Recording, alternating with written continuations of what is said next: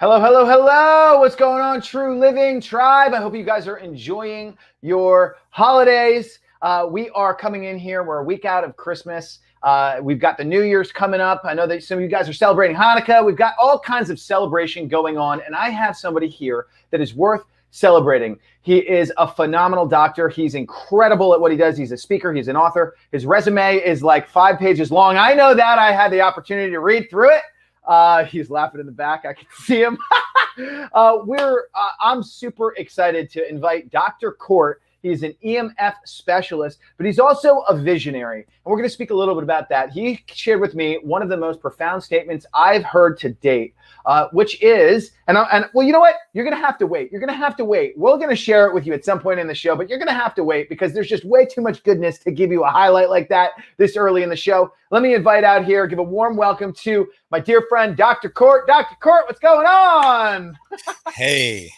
Man, I loved that intro. I was waiting for 50 seconds and I could hear this heartbeat and I'm like, I hope I'm not having a stroke. That's really pounding in my head. I realized that my headphones on.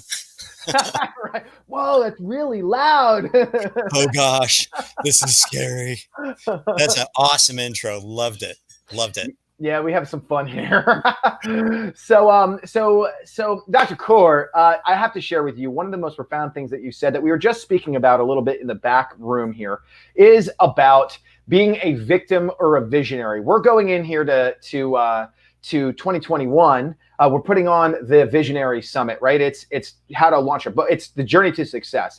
We're going to have publishers from all around the world there, visionaries, masters in business. I know that you're speaking on the visionary panel. I know that people are in for a really great treat. I don't want to cover too much about what you're going to be covering on that panel speaking inside of that event. But what I do want to be able to speak about a little bit today, and we'll get into all kinds of things, is just this concept of being a visionary or being a victim in 2021. You coined the phrase. I'd love to hear your input. What had you create that? Well, I have somebody that I spend a lot of time reading, listening to his YouTube videos and so forth. His name's Robin Sharma. And Robin saw 2020 coming on and he saw it head on. And he actually offered a manifesto, a 26 chapter manifesto that I've read now 4 times. And one of the things that Robin said is, look, you can either be a victim or you can be a visionary, but you can't be both. 2020 has been a pretty challenging year for all of us in various ways. And I am blessed that, I am Dr. EMF, but it's not just me. Okay. I got a team of researchers. I have a team of amazing medical professionals, psychologists, all kinds of people. And we all work together at Dr. EMF.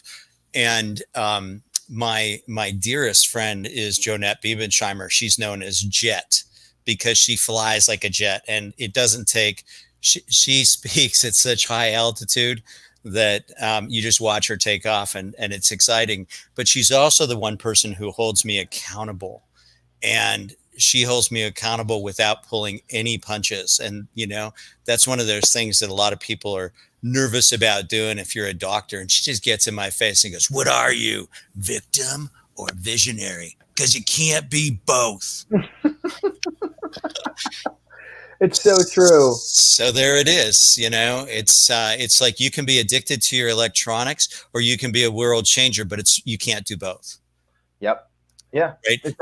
You can be stuck on the internet, blowing tons and tons of time looking and watching how other people live their lives, or you can live your life, but you can't do both.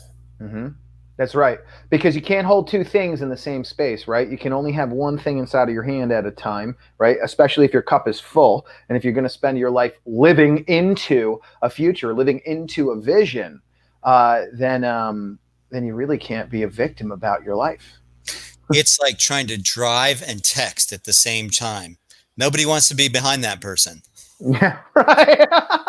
So one of the things that I'm sharing, and this is for you guys that are new, anybody new tuning in here, you're going to get a ton of value out of this. And if you've heard me say it before, it's always worth repeating. The brain can't tell the difference between a vision and a memory, right? So what happens is literally, and I use this example, I'd like you to think of Donald Trump, right? And everybody pulls up Donald Trump. And I say, I'd like you to think of Donald Trump with a green hat on. And you see Donald Trump there with a green hat.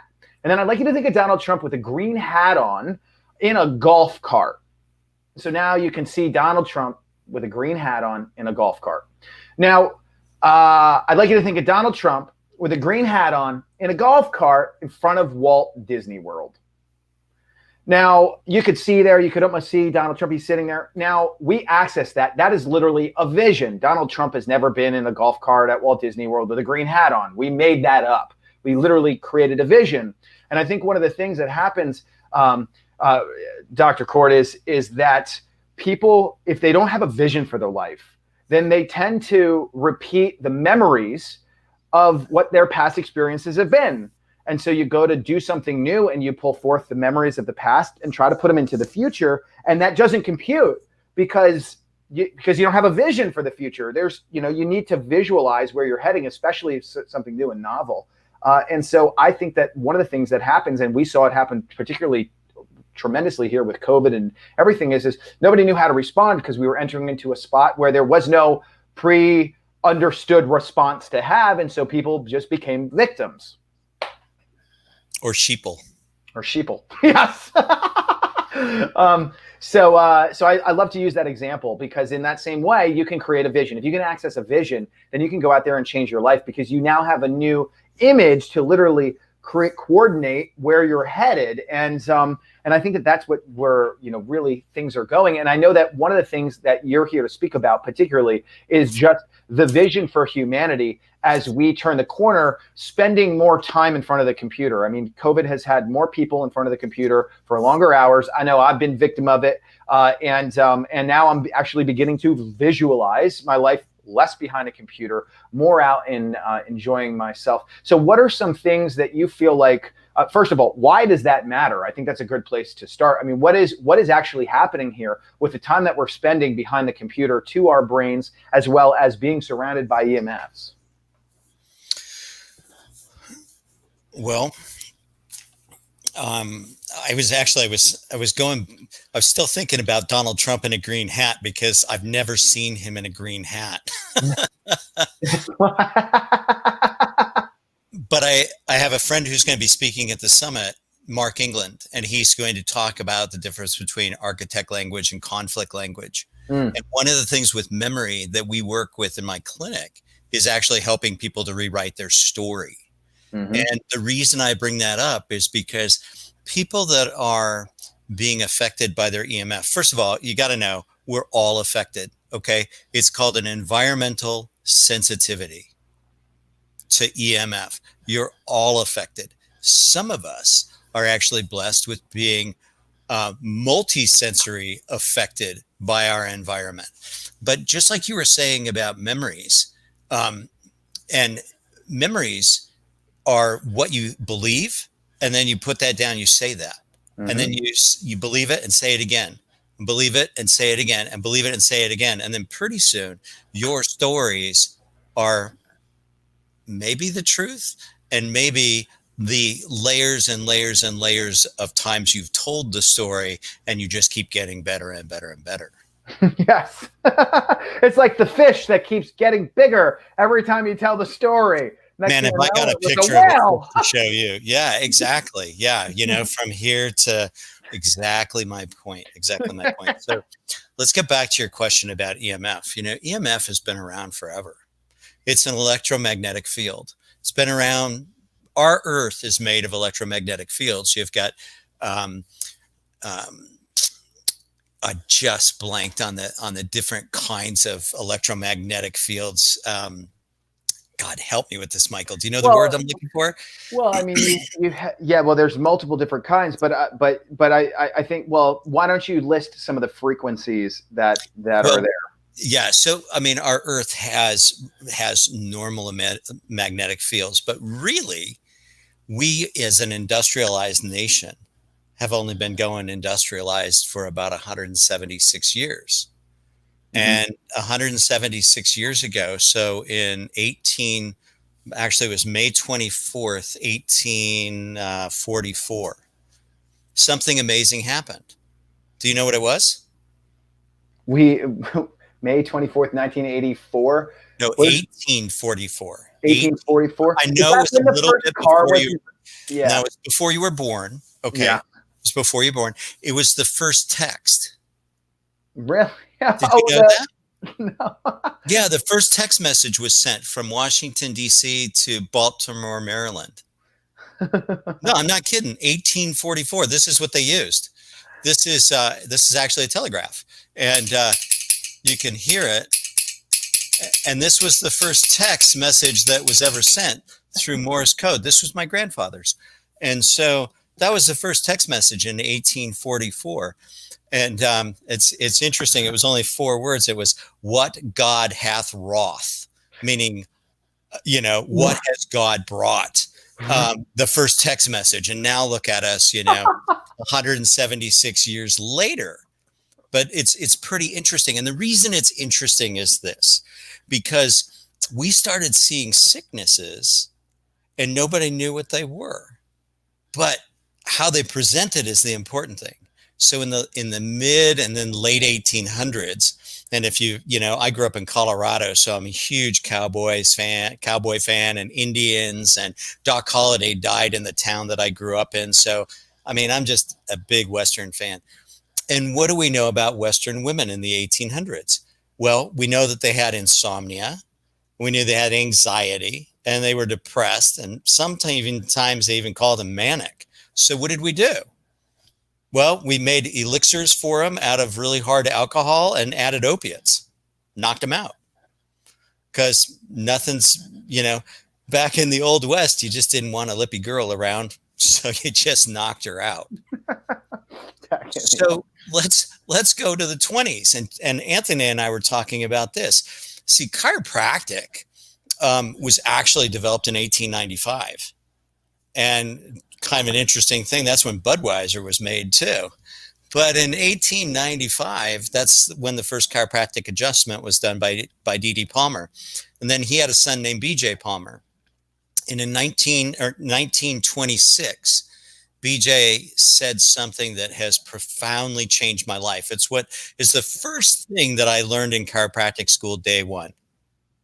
All disease can be attributed to 3 things: toxins, trauma, and thought. If you think about it, it still holds true today. Mm-hmm. All disease, toxins that we eat, drink, smoke, breathe, and now are exposed to, trauma that we've sustained in our past, and our thought life.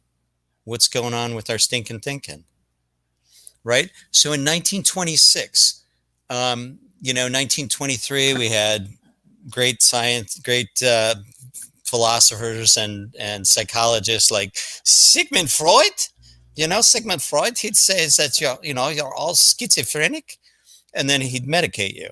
Or worse yet, there's electric shock therapy, and then there's actually, before electric shock therapy, were frontal lobotomies.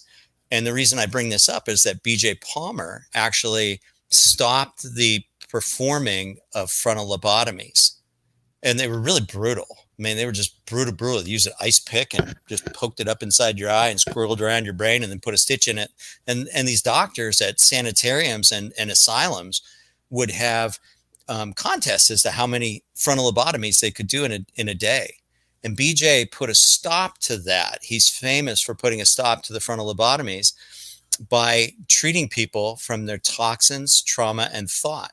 And he did that by putting them in an environment that was safe. And then they talked about the traumas, and he took care of them chiropractically for the traumas. And then he helped them to rewrite their story. And you know what happened? These people that were committed to asylums were released in 6 months. Yeah. Healthy. So let's go to today. What do we have today? When babies today, I was just did the research on this. Do you know that babies born today, my kids, let's see, they've never lived a day out of Wi-Fi. I have an 18-year-old and a 14-year-old. They've never lived a day out of Wi-Fi. Do you know that when my children were born, in their umbilical blood, there was over 300 toxic chemicals?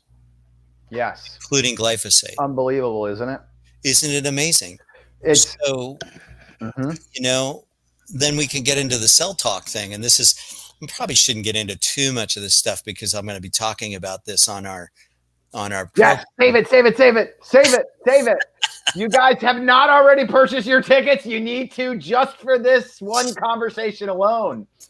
I promise you, Michael, that the talk that I give is going to make everybody, it's going to change everybody's life. And there's a lot of great speakers. I mean, there are tremendous speakers, and I'm just little old Dr. Kort. But here it is in a nutshell. Right now, and just to give you an idea of what's going on in our world, we've got suicide rates at an all-time high. Mm-hmm. All-time high. In fact, just today, I heard that the suicide rate for soldiers is 10 times what it was pre-COVID. If that's it for soldiers, then that's also it for children. So, I mean, that's just one thing. But what's the difference? And the difference is our environment that we are now being confined to. Absolutely. Okay. So this is a biological dilemma. And yes, that is the title of my next book, The Biological Dilemma. It's all the bees in the room. It's all the bees in the room. And there are things that we can do about it without having to fly out to Oregon to come to our center. But there are things that we can do about it to make a difference, not only in our lives, but our children's lives. There are things that we can do about it to help protect our children. Okay, because they are the next generation. And this generation responds quicker, faster, and thinks more quickly than we ever hoped to. And in doing that, they make decisions much faster too. You know, one of the things I want to highlight here, let me just pull this up here like this. And wait, let me get up. There he is. Hey! Welcome to the club. I was listening to you backstage, my brother. You're amazing. You know, one of the things that I want to just bring out here is, all right, so for us, we look at health and we say, well, there's 7 essential lifestyle habits. We have it. And you know, it's hydration, it's nutrition, it's sleep, it's thoughts, it's breathing, it's exercise, and hygiene, right? And I think, like, so people look at them and it's like, okay, well, that's so easy. A dog can do it. Everybody needs that. And it's like, well, wow, if that's the secret to health, so to speak, well, what prevents that from happening? Well, it's the quality of the environment, the toxins that are in the environment. And, you know, one of the things that I like to say is the moment you introduce thought into what's already perfect, what do you have? Well, you ain't going to make it more perfect, right? You're going to start removing and eroding what's here. And I think that's what we've done with our food supply when we started spraying pesticides and rodenticides on our food, right? That's a freaking neurotoxin. Right? It's what we've done here with our environments, sleeping next to Wi-Fi's, spending time in front of the TV. I mean, I would love to, I know that the people that are watching this right now have spent more time in front of the television they probably should have, and in front of the computers, and you'll notice it literally like engages your brain in a weird way. It's like an addictive, not good feeling engagement, if that makes sense. It's almost like you're slightly triggered. It's a non-engagement. Okay. That's a great way of putting engaging. It's not engaging. It's actually breaking down the brain. Okay. So, I mean, I've studied neurology for 10 years. Yeah. And talk about it. It doesn't take a rocket scientist to figure out. I mean, just go and look at a kid. Just, you know, you can take your phone and you can Google any picture of a child looking at a phone. And what do you see? You see a kid sitting there like this. Mm-hmm. Okay. So you guys just had a talk on breathing. Better to breathe through your nose or through your mouth? Well, that's a whole conversation, but right. Through the nose changes a lot of things much quicker than through the mouth. In the last Tour de France that I watched, a lot of the cyclists are riding with their mouth closed so they can oxygenate their brain. Well, if you're sitting there watching your phone like this, right. You know, you're not feeding that brain, you're feeding your lungs. And there's a very different thing between, you know, what's going on there.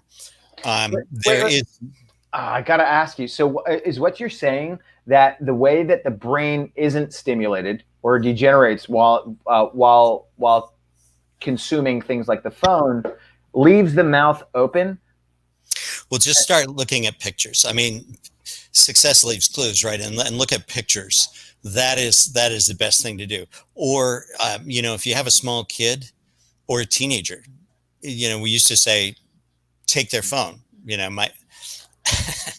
you're grounded. I'm taking your phone. No, that doesn't work. Okay. Mhm. That's just stupid. Take their charger. That works. We're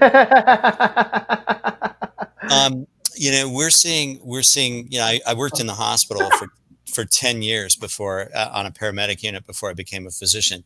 And, I love the ER. That was one of my favorite places to hang out. And we're now having at many, many, many hospitals, there's armed guards in the ER.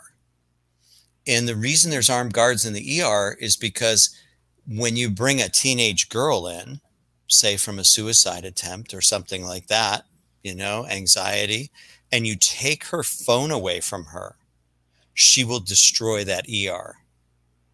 And that is the most common destructive thing that happens in the ER. It's not drugs and alcohol. It's taking a teenager's phone away. So if that's the effect of somebody who's supposed to be like, normal thinking individual, and you take away that lifeline and they destroy the place, tell me this doesn't have a profound effect on your brain. Mm-hmm. Yep. Well said. Amazing. Taking some notes here. I know I showed up late to the party. Amazing, really amazing. I every time I talk to you, brother, Dr. Kort, I learned so much. I just had a little bit of a hard time. I was shaving, right? And I looked like a woolly mammoth. So I really had to shave it. I took my glasses off. And ever since my brain was healing, from the car accident and so forth, I can't really take them off, whatever with the occipital lobe. And it was off for like a minute, and I was like in la friggin' land. I was all messed up. And you talk about my eyes are probably dilated with the lights and the whole gamut. And so I had to like literally try to shave up my eyes closed, and it took a long time. And here we are. But it's really interesting, So I've learned so much from you with the brain, and I continue to learn more. Tony, I had the same thing this morning. I shaved in the dark, and look what happened. Holy crap. Like I had a whole head of hair this morning. It wasn't that bad, thank God. It wasn't that bad, thank God. It's like, I mean, I couldn't believe it when I came out of the shower and turned on the light. I'm like, oh my God, You were like ZZ Top when I first met you, actually. Yes, you're like Cousin It. Yeah. So, well, wait. All right. So we're. What can we do about it? I mean, we know that. Let's go back to this. This is really important. So, there's so many things that we can talk about, Michael and Tony, and here it is. Let's go back to basics. Because that's really what I do as a physician. Is I go back to basics. Now, I've been in the medical world for over 30 years, and what I'm seeing today is more alarming than what I've seen in the last 30 years, but it's really no different. It's just at a much higher rate. And that is that we're taking a symptom and we're prescribing a drug for it. And so we have somebody that has anxiety and we prescribe a drug for it. Or we have somebody that has depression and we prescribe a drug for it. Or we have somebody that has thyroid disorder and we prescribe a drug for it. These are all disorders that do, in many cases, require drugs. But what if that's not it? Because the medical doctors look at the symptom and then prescribe a drug that has to be processed through the liver and is going to have an effect on their brain. But no one's gone to their home and said, how's your sleeping environment?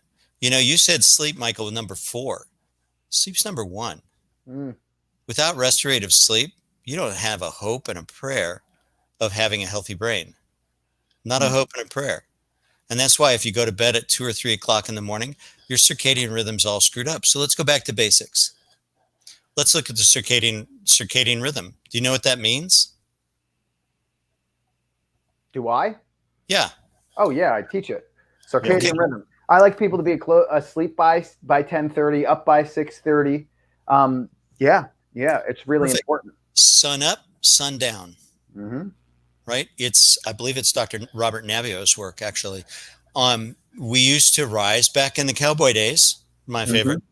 We'd rise when we heard the crows or the roosters crowing, right? And then we'd go to bed after we're done cooking s'mores. Well, no, that's a little bit later. But, after we put the fire out, then we go to bed, And that's not what's happening today.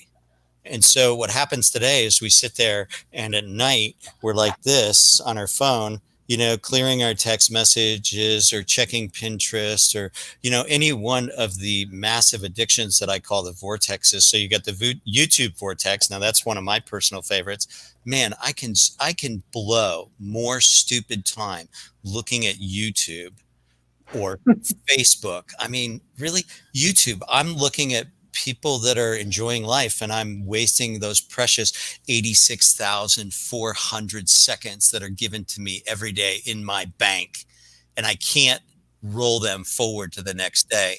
86,400 seconds. That's all the time you get each day. And if you blow it, you have blown it. You don't get them back. Right? So let's go back. We're going to take this back a ways, back past that 176 years of the first text message, back to the time of caveman, right? And so caveman, I like Tony and I talk about the Croods all the time. I think it's one of the funniest movies. But in the scene, where the Croods are going out to find food, right? What does Nicolas Cage say? He's like, "It's not safe. It's danger. Everything is danger." Right. And then they go out looking for food. And as they're going out looking for food, they're all running and then they look behind them and now they're food for that big thing that's chasing them. And now they have a whole different idea of what's going on, which brings me to Tony. Okay. Because back in the day of the Croods or back in the day of caveman, their brain and every cell in their body had one question. 3 words. Am I safe? And there's a switch. Yes or no. That's it. It's really that simple. Am I safe? Okay. I told Tony about my birth. Man, I remember it. It's like everything was going great. It's warm. I'm happy. I hear the little muffle of the noise. But yeah, all in all, things are going pretty good in 1965 on August 11th. And then all of a sudden, things start getting really tight. And my beautiful environment is not so cool anymore. And the next thing I know, I'm like, oh God, no. And boom, all of us bright lights. I'm going, oh my God, so bright, so bright.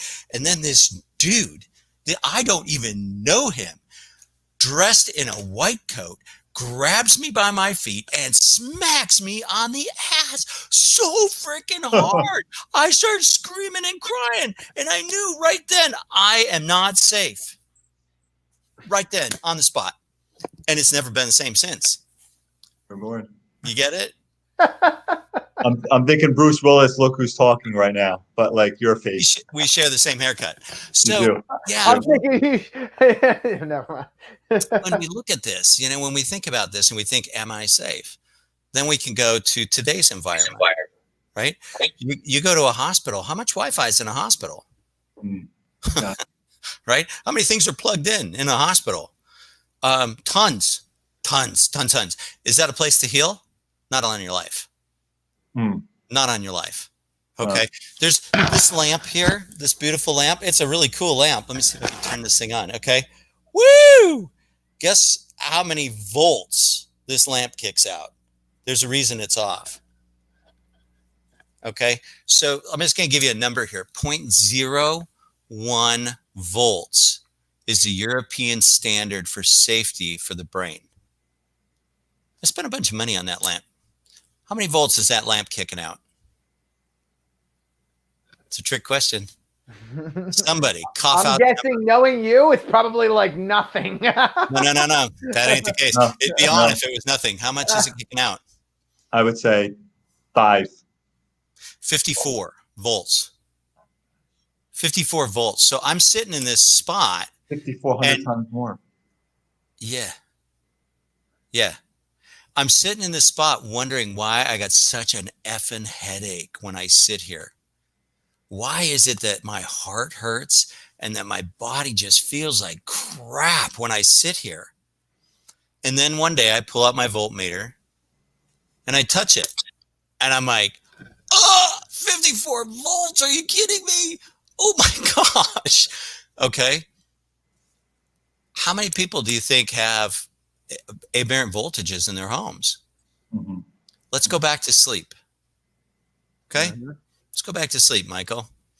Okay. So the other day, I get the call to go and measure this woman's house who's having horrible, horrible time sleeping. She cannot sleep, which is making her, she's got big time UMS.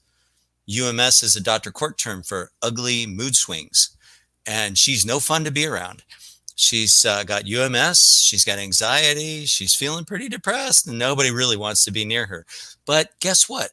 Her daughter, who is 17, is highly medicated for anxiety, and her son has a mitochondrial disorder, and he also has a disorder called PANDAS. And then they have some Lyme going on in the household as well. So we go and take my team out, and during COVID, my team is me and Jet, and so we go out the team, and yeah, sometimes you have to do that, right? And tough times, tough measures. Who are you? I'm Dr. Kort. Really? So we go and we start measuring, right? And we measure the bedroom, and her bedroom, 10 volts, right where her head is. I mean, I have them lay on the bed and stuff, and I'm trying to figure out how to make her bedroom a sleep sanctuary, how to decrease the voltage. And I'm not a biologist. I'm a physician, but there are people who do that for a living. I just happen to have all the gizmos, and this lady really needed help. She called me from Hawaii saying, I don't want to go home. I'm like, I wouldn't either. And then she's like, no. I mean, my house is toxic. I'm like, well, let's check it out. So her wall where her head was 10 volts. So I went around the side of the house, and happens to be where the smart meter is on that wall. And also happens to be where the power box is for the whole house. And then there's a secondary power box that was there for the hot tub. And it's right below where she's sleeping, like 12 feet. And so there's no wonder that her bed on that wall is toxic, right? So we started measuring the other walls, and we found that the wall on the other side of the room was much safer for her. And, we unplugged everything, and we found that we could do things to bring the voltage down in her bedroom to, I think it was like, I don't have the paper here, but I believe it was like 1.2 volts or something like that. It was a lot better. Wow. And then we went to the daughter's room. And this is where it gets really surreal, because this issue that we have with our environment and electromagnetic fields, right? It affects everybody on the planet. We are all environmentally sensitive. Some of us, like Tony and myself, are multi-sensitive, which makes us extra special because we're the ones that are trying to warn everybody else that, hey, the water's getting hot. Mm-hmm. Good frog joke.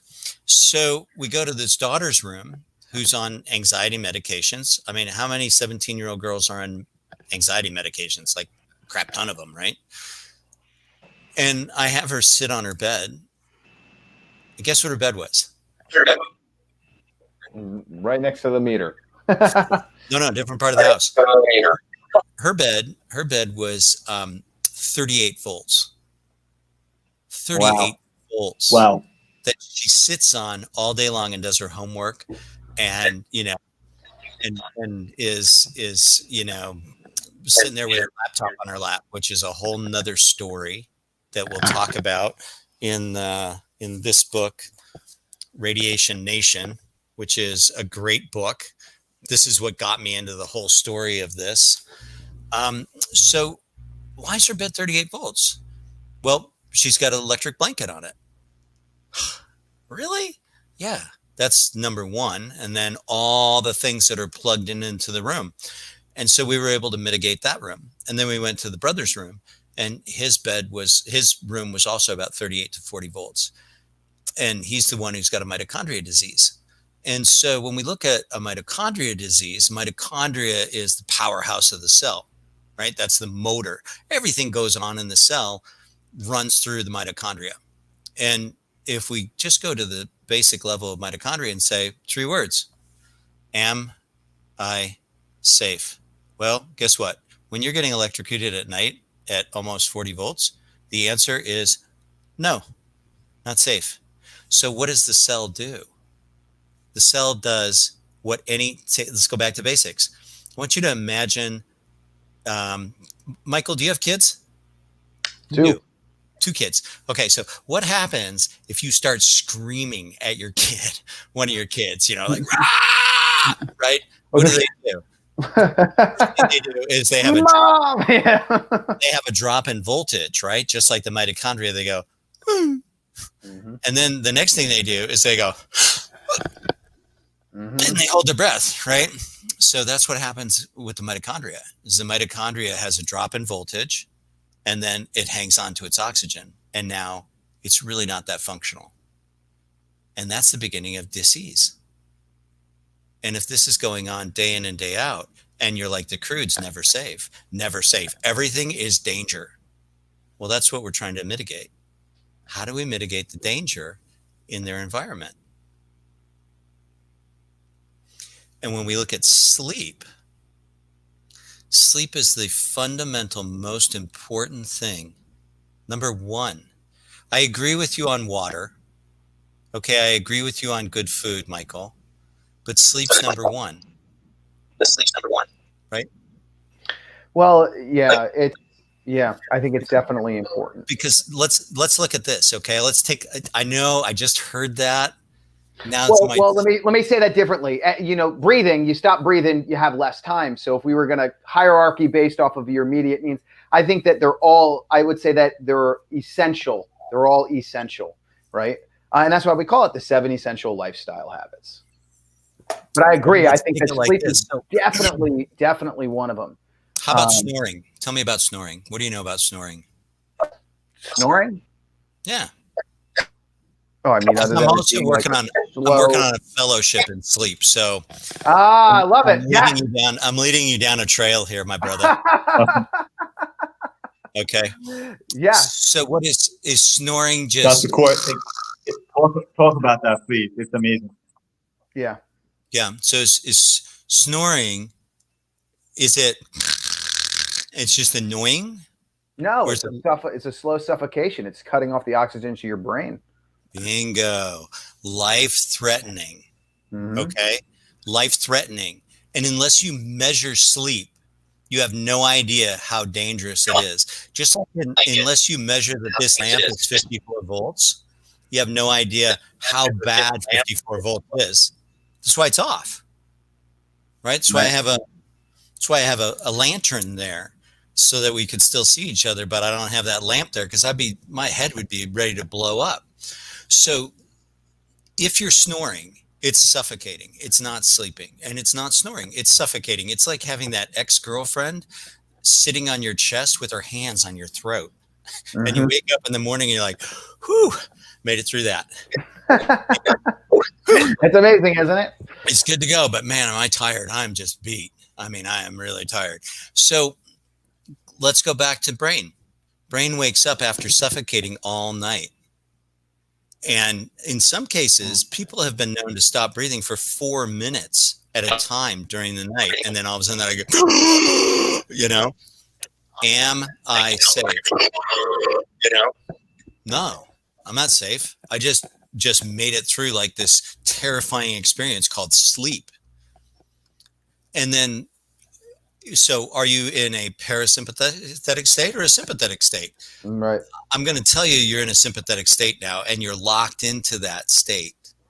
Okay. Because all the cells in the body are going, dude, man, that was rough. That was a terrible night. Woo! And I didn't sleep. I didn't get my circadian rhythms. I wake up. First thing I do is start down in the coffee to try and get going. And then we get back into Tony's state where he's had a brain injury. And he takes his glasses off and looks at himself in the mirror and he's completely overwhelmed. Well, the reason is because in your brain, the third cranial nerve, it's got a nucleus called the Edinger-Westphal nucleus, and it's what controls your pupil size. So let's go back to Tony. Am I safe? I take my glasses off in the bathroom and I'm trying to shave, and all of a sudden I go into this panic mode. Are my pupils nice and small, or are they like this? Right. They're like this, right? And if they're like this, like a camera, our old cameras, you remember the shutter? Is the shutter wide open or is it closed? It's wide open. What happens when you take a picture with a wide open shutter? Everything's blurry. Too much information. too much information leads us down the catastrophic system highway of disease and dysfunction. I So love we it, have to Dr. go Kort. back to the basics. Absolutely. Absolutely. I love it. And back to the basics. And one of the things that I think is so important for everybody to everyone that's listening to understand is that it doesn't take much. In other words, you know, I think one of the most frustrating things, particularly being in the health industry, is that you see people, they come in and they come in with their box of pills, you know, they're doing all kinds of shit. And it's like, well, what's going on here? Well, you're treating the symptoms. Well, what's the symptoms? You know, it's really simple stuff, you know, it's really simple stuff, but it does require that sense of that lifestyle change. It does require addressing the problem really on the cellular level inside of your environment. Just like you said earlier, toxins, trauma, and thought. You know, the first thing that they teach you, toxins, trauma, and thought. And I love where you're going with that. And sleep is just absolutely so important. You know, and I think I hope that you think of sleep differently now, Michael, because I think you're brilliant. I've heard you speak several times. I never questioned sleep's value, man.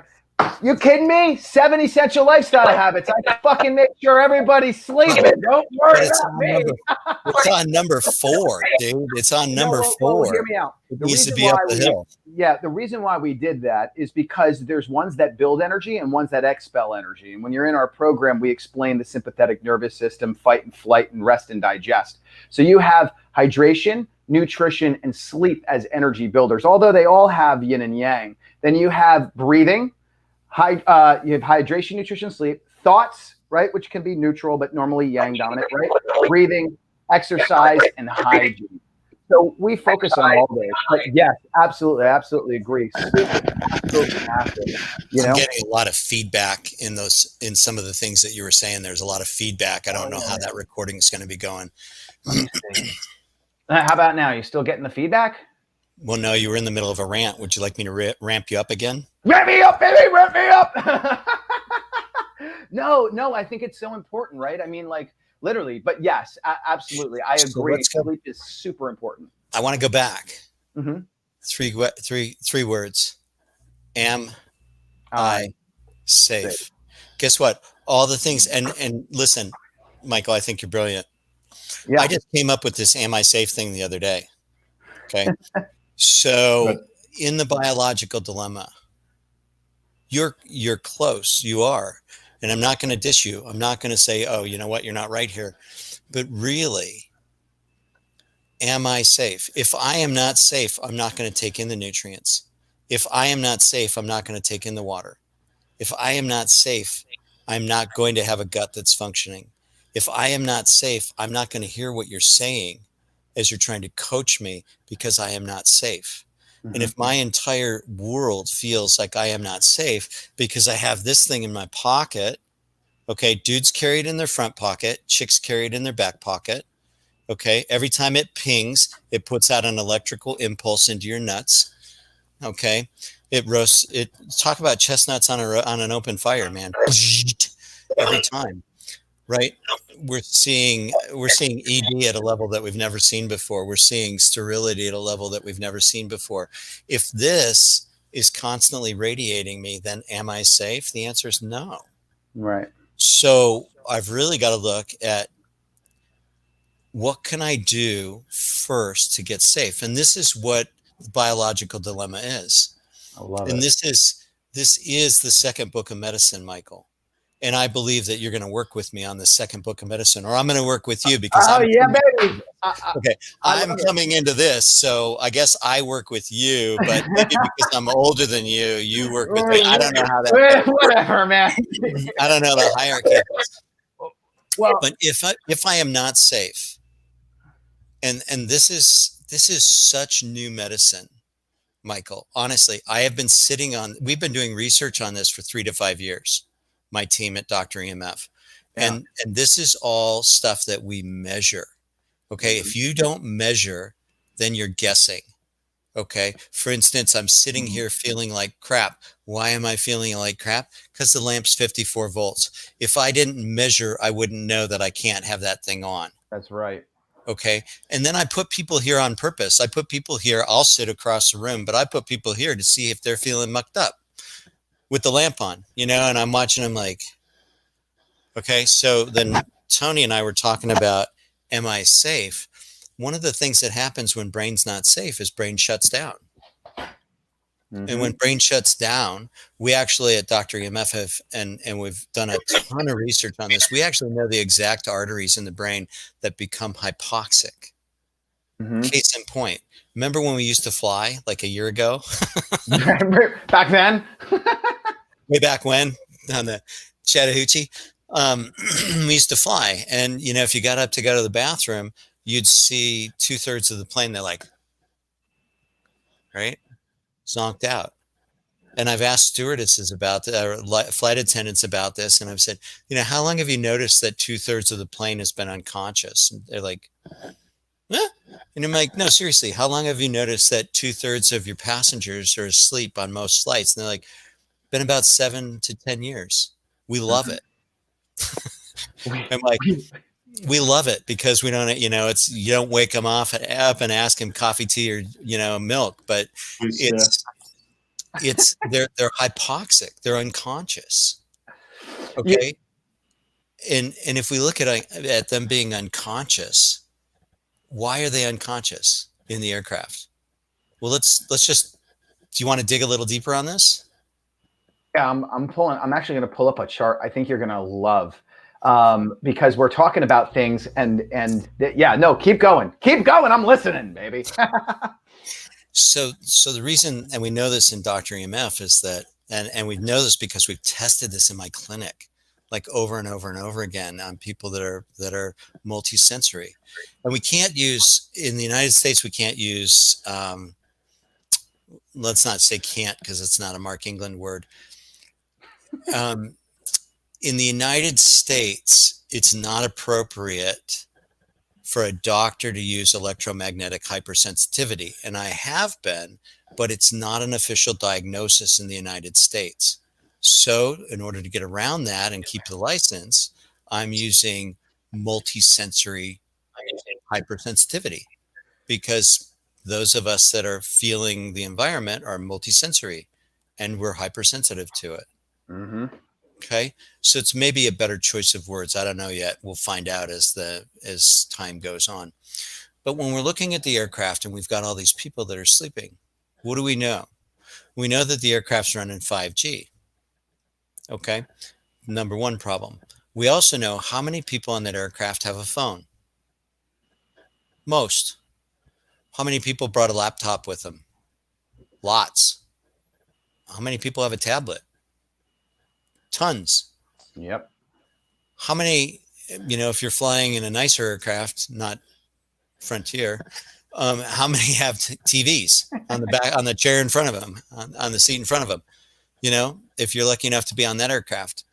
So how many bees are in that room? Like a whole bucket load of bees, right? That's the biological dilemma. It's all the bees in the room. And when you're flying in an aircraft, you know, you're flying in a closed cylinder that doesn't have really great recirculating air. And there's all these electronics.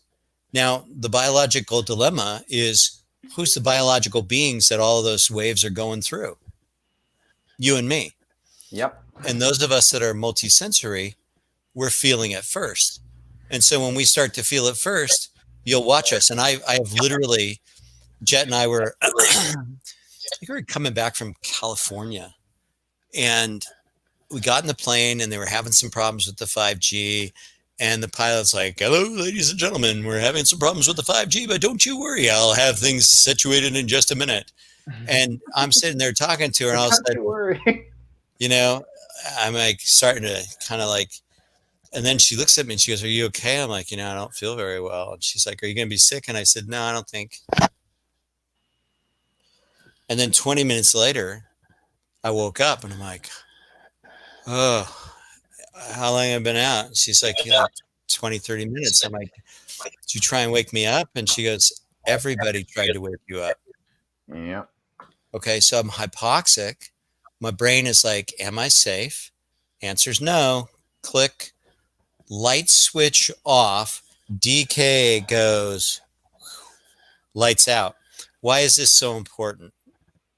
It's really important because we have a lot of semi-truck drivers on the road that are starting to have trouble with this. And it wasn't until I was driving to Utah. And, I'm a tactile learner. You know about that in my bio. Right. When I talked about, insights like don't grab a hold of moving freight cars on trains. There's a reason for that. And I can tell you about that at a later date. Right? There's things you don't do. And some of these things are tactile lessons that I've learned over the years. Right? Like don't stick your tongue on a cold post. I know that one too. Worse if it's a chairlift, because eventually you're going to come to the place where you go around. If your tongue is stuck to it, it's a big problem. I mean, just all these life lessons that I've learned. So I'm driving. I got 3 teenagers in the back and Jet beside me doing research. Okay. I'm driving to Utah in my F-150. I got 3 teenagers all pulling Wi-Fi and Jet's on Wi-Fi. And I'm sitting there driving going, trying to stay awake. And then I get into Utah where, I'm just going to throw an LDS joke out there. These LDS vans, how many kids have phones in the back of an LDS van? Like maybe 8, right? And then there's the dad who's trying to drive. And so there's these signs in Utah that say, if you're tired, pull off the road, don't fight it. Okay. That's the small sign. It's only about maybe this big, but then they have the big billboards. And you know what the big billboards say? If you've been in an accident, call 1-800-GET-A-LAWYER and sick them. So, Dr. Kort, I love what you're sharing here. I found this diagram that I think you're going to love because it really depicts how all these different stressors accumulate within the physical body. And what I'm going to do is I'm going to pull it up here. And this is the first time I'm sharing this with you. And what it is this little thing here. So it talks about stress, right? Am I safe? That foundational thing. And it talks about physical, chemical, electromagnetic, psychic, nutritional, and thermal, right? And there's good stresses and there's bad stresses. And they all go into this funnel, right? So you see how they all go into this funnel. And and it talks a little bit about the balance there. But now what I'm going to do is I'm going to remove this. I'm going to share another screen there. Let me hide this. I love that. By the way, I know you're going to send that to me, right? Yeah, you're like, yes. Yeah, you're like, I love that. I know, because we speak the same language. And it's funny how you talk to people and then you're like, they don't get it. And then it's like, whoa, when you get it with somebody, it's just, those of you guys that are out there looking for a team, when you find somebody that you click with, you need to take the time to get to know them. Dr. Kort, I am going to take the time to get to know you more and more, man. I love you. What you're sharing about is just really transformation. Yeah, I know, right? Wait, what were we doing earlier? You're either a victim or a visionary. Let me show this other one. Right here, application window. And it's this one. So what happens is all these stressors go into this funnel and it stresses out the body. The body isn't creative in its expression of other than creating disease. It just overwhelms the system. I like to think of it like, and I don't know how the analogy that you use, but I like to think of it like sinks. You got all these different sinks in the house, and if you're overloading the sink, in all the plumbing, it flows up in the one sink. If you put too much water in one room and too much water in the other room and the plumbing's all level, you get the overflow in the middle. And I think like that's what it's about. It's like you've got to, you need to have your sleep. You need to get away from things that are Wi-Fi's. You need to be able to clear your head out and be out there in nature, and if you don't, the consequence is the breakdown of the physical body on a cellular level. And then what the tendency to do is to go into the world and try to solve it with a pill or a supplement or blah, blah, blah, blah, blah. And you shouldn't even go in that direction until you've addressed it on the foundational level of, the sleep that you're getting, the water that you're drinking, making sure it isn't poisonous or have chlorine, which kills your microbiome. Yeah, exactly. I mean, it's just so important. And I think one of the things, and what you're reigniting in me is that when you really understand this, it becomes really hard to break through people, to really get to them, because they say, oh yeah, well, that's fine. And then they go on and they're like, oh, that was cool. Hey, did you see me on Dr. Kort's, like whatever.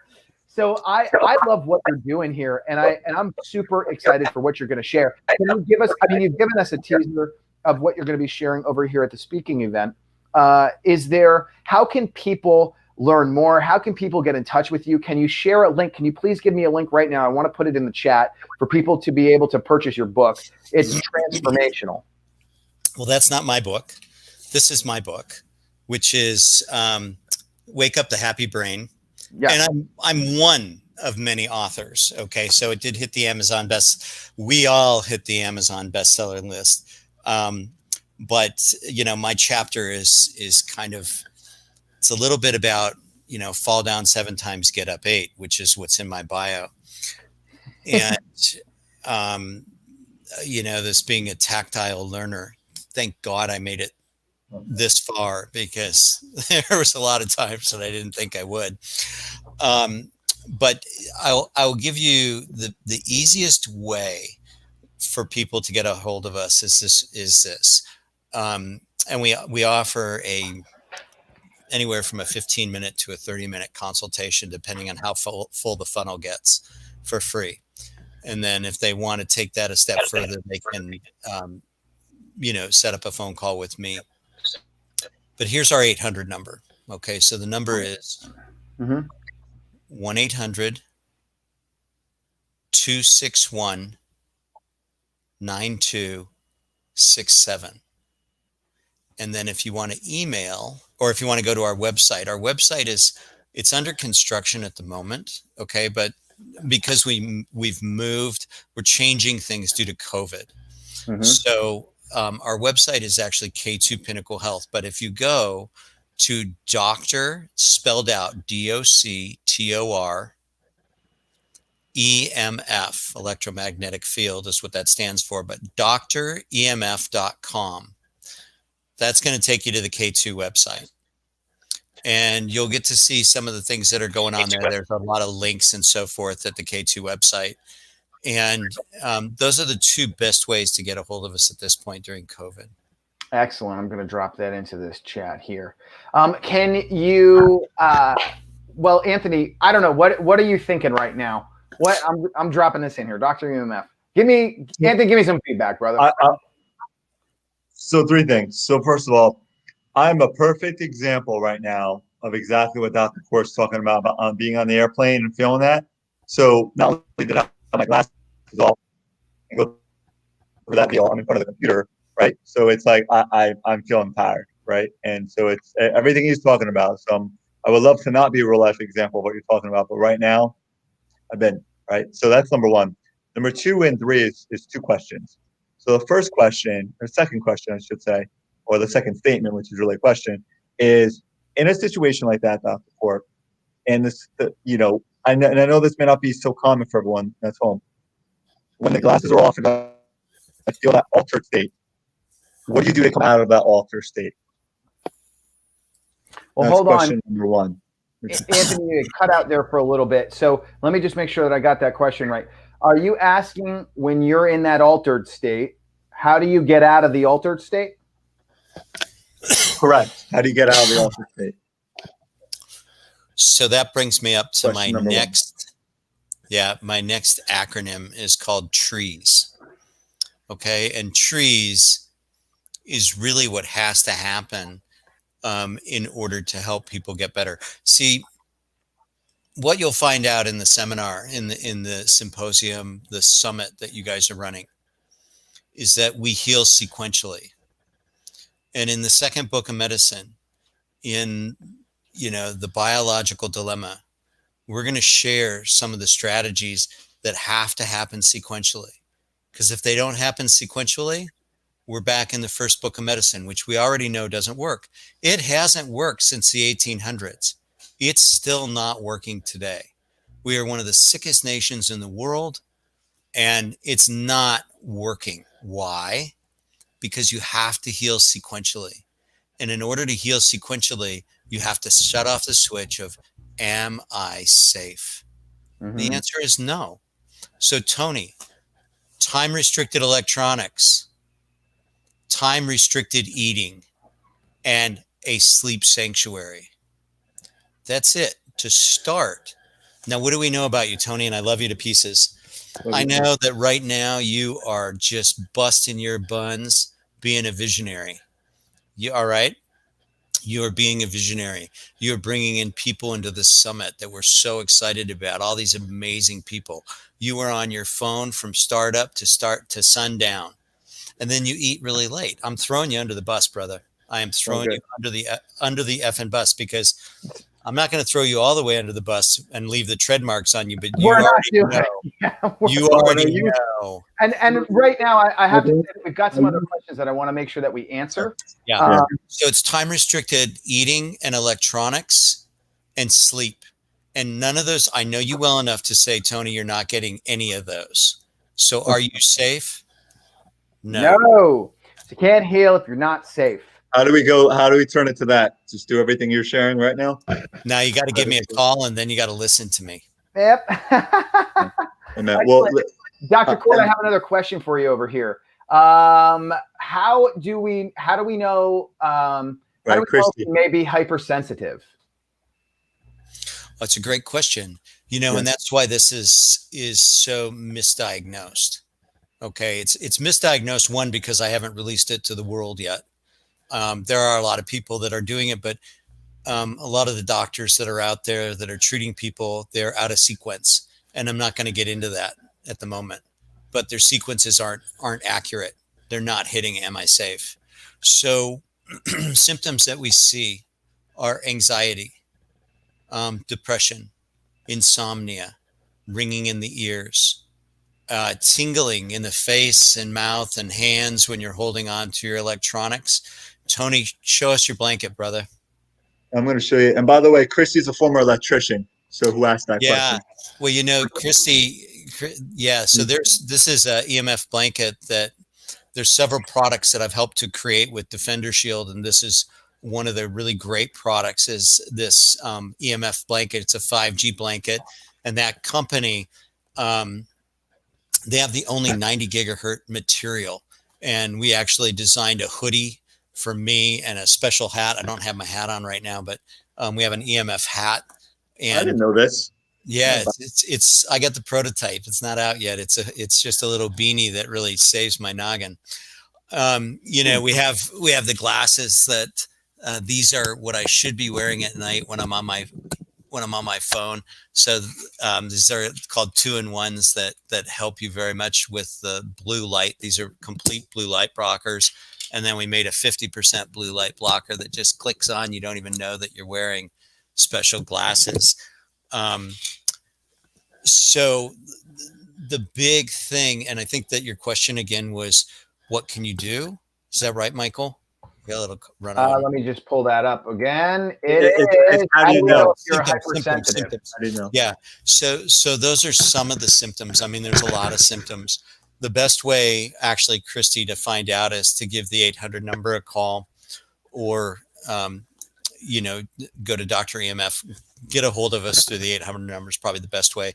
And we can have that conversation. And a lot of times people will tell me, I don't lead them down the road of what the symptoms are, but we have solutions. And that's the important thing, Michael, when we talk about this, because it can become really overwhelming.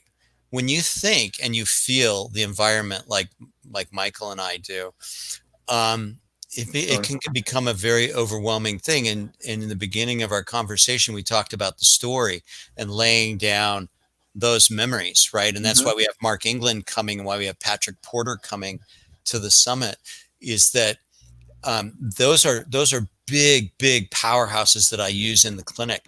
Dr. Porter and his BrainTap, and I meant to bring it. I'll show it on Wednesday, the BrainTap headset. All of my patients get a BrainTap headset, and they listen to the Dr. EMF deep brain meditations first thing in the morning before they get out of bed, last thing at night, so that they can sleep and get restorative sleep. And then during the day, they listen to it as well. Super, super important. Tony, I'm throwing it. Have you listened to the Dr. EMF that I sent you? No, I have not. And I just got yelled at by Felicia, who's actually listening. She loves it, doesn't she? She's 4 days in. She's fallen asleep like that. She said literally she can never fall asleep like that. And she's fallen right asleep. She loves it. Yeah. So, yeah, 99 cents. We have that we're going to have at the summit, or I'll give it on Wednesday. But 99 cents to get our menu of special deep brain meditations. And so there's a lot of different symptoms, Michael, that are associated with EMF or with this hypersensitivity syndrome that we're seeing. Brain fog, concussion-like symptoms. That's actually what brought me into this whole thing. Was, if you remember, back in Cuba and in China, we had some of our American specialists that were in a building, and they came down with these concussion-like symptoms that nobody could figure out what it was. And that's where I started this whole thing, was patients that were coming in with concussion-like symptoms, but they'd never had a concussion before. I love it. All right. So, so Dr. Kort, I want to thank you so much for joining us today. It's really been an incredibly mind-expanding time. I know that a lot of people that are out there are like, wow, and are going to be reaching out to you. And for those of you guys who are new, I just dropped a link with a 50% off code there to attend the summit. We want you to be able to show up and powerfully transform your life. And part of that is having incredible information. Not all information is created equal, and the information you're getting here is second to none. You're getting it before it's even written, right? And that's really powerful. That's really powerful. So you want to be out there making it happen. What I'm going to do is I'm going to drop your influencer code in here. Dr. Russ Kort, there it is. And it is Dr. Russ Kort without the space. He's going to save you 50% here. 50% off the ticket.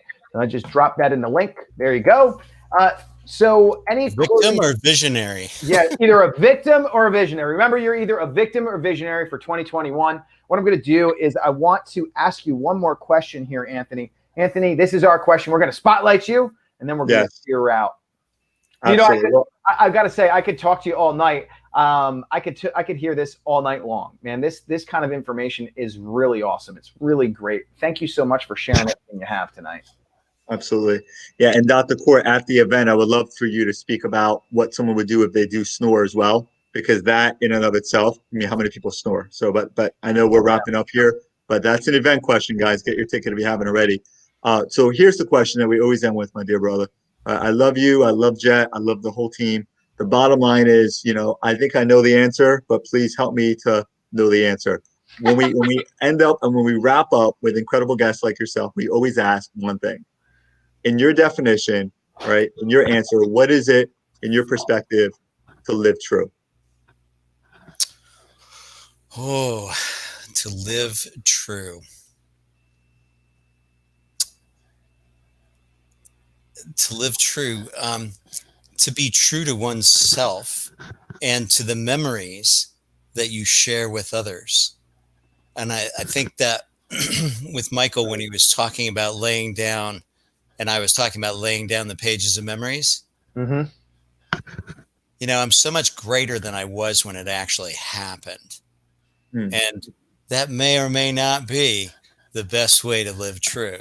So you have to go back to the beginning of the book and be authentic and true to you and know that it's okay.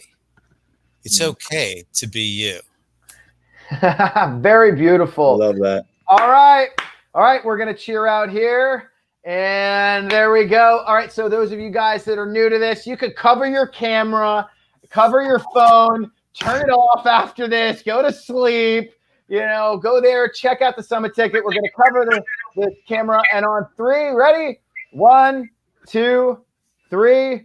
Live true. All right, guys. Thank you for tuning in. We'll see you next Monday. Have a great holiday season. Thank you, Dr. Kort, and I'll see you guys soon. Bye for now. Be well.